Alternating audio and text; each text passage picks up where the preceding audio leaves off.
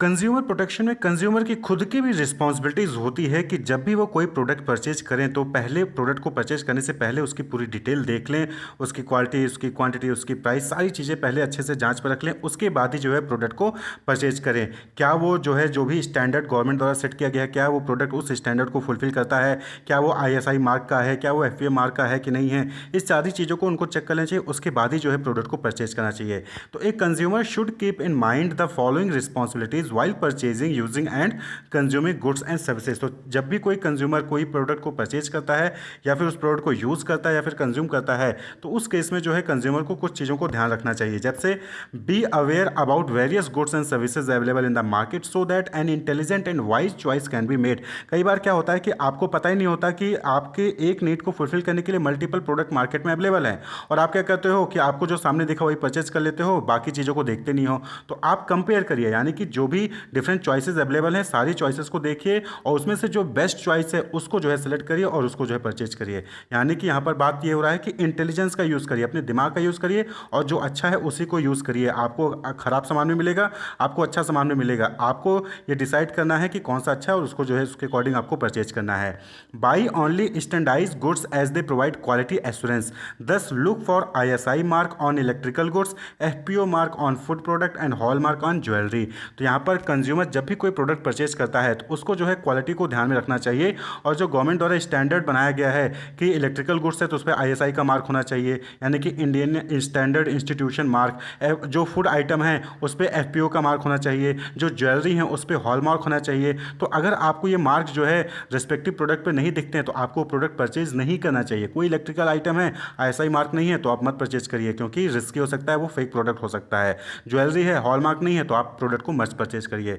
तो जब भी कोई कस्टमर जो है प्रोडक्ट को परचेज करता है तो उसकी रिस्पॉन्सिबिलिटी होती है कि वो इन सारी सिग्नेचर्स को, साइंस को जरूर देखे। Learn about the risk associated with the product and services, follow manufacturers instructions and use the product safely. तो आपने देखा होगा कि जब भी आप कोई प्रोडक्ट परचेज करते हैं तो उसमें इंस्ट्रक्शंस आपको जो है एक पर्ची, एक स्लिप रखी होती है जिसमें कि कुछ इंस्ट्रक्शंस दिए रहते हैं कि कैसे किसी प्रोडक्ट को यूज करना है या फिर कैसे कंज्यूम करना है। तो उसको ध्यान से सही से पढ़ें और जैसा जैसा इंस्ट्रक्शंस जो मैन्युफैक्चरर द्वारा दिया गया है उसके अकॉर्डिंग उसको जो है आपको यूज करना चाहिए, फिर कंज्यूम करना चाहिए। Read labels carefully so as to have information about prices, net weight, manufacturing and expiry date. तो जब भी आप प्रोडक्ट को परचेज करते हैं तो उस प्रोडक्ट में आप देखते होंगे कि जो पैकेजिंग होती है उसी पे उसका प्राइस, वो कब मैन्युफैक्चर किया गया है, कब वो एक्सपायर होगा, उसका वेट कितना है, उसमें इंग्रेडिएंट्स क्या हैं और उसको कैसे यूज़ करना है, वो बहुत सारी चीज़ें वहाँ पर लेबलिंग में होती हैं पैकेजिंग पे। ठीक है, तो जब भी आप प्रोडक्ट परचेज करते हैं आप उस पर प्राइस क्या है, उसका वेट कितना है, वो कब बना है, कब उसको एक्सपायर हो जाएगा, ये सारी इन्फॉर्मेशन कस्टमर को वहाँ पर ध्यान से देख लेनी चाहिए कोई प्रोडक्ट को परचेज करने से पहले, यूज़ करने से पहले। नेक्स्ट है assert yourself to ensure that you get a fair deal, यानी कि आपको, ये आपकी रिस्पॉन्सिबिलिटी है, कंज्यूमर की रिस्पॉन्सिबिलिटी है कि वो इस चीज़ को कंफर्म करे कि हाँ उसको अच्छी डील मिल रही है। Be honest in your dealing, choose only from legal goods and services and discourage unscrupulous practice like black marketing और होर्डिंग। तो यानी कि यहाँ पर आपको बताया गया है कि कंज्यूमर को ऑनेस्ट होना चाहिए और उनको सही तरीके से, सही जगह से प्रोडक्ट को परचेज करना चाहिए। ये जो ब्लैक मार्केटिंग या फिर होर्डिंग के जरिए जो उनको जो है प्रोडक्ट को परचेज नहीं करना चाहिए। जो लीगलाइज्ड है वहीं से जाके प्रोडक्ट को परचेज करें। Ask for a cash memo on purchase of goods and services, this would serve as a proof of the purchase made. तो जब भी आप कोई परचेज करते हो तो वहाँ पर आपको जो है रिसिप्ट जरूर लेना चाहिए, कैश मेमो जरूर लेना चाहिए, ताकि आपके पास प्रूफ रहे कि हाँ आपने इस बिजनेस ऑर्गेनाइजेशन से आपने प्रोडक्ट परचेज किया है, कितने परचेज किया है, कौन सी डेट को परचेज किया है। यानी कि आगे आगे चल के कोई फ्रॉड होता है तो आप जो है उसके ऊपर लीगल एक्शन ले सकते हैं और उसके लिए आपके पास प्रूफ होना चाहिए। तो रिसिप्ट वो प्रूफ होता है।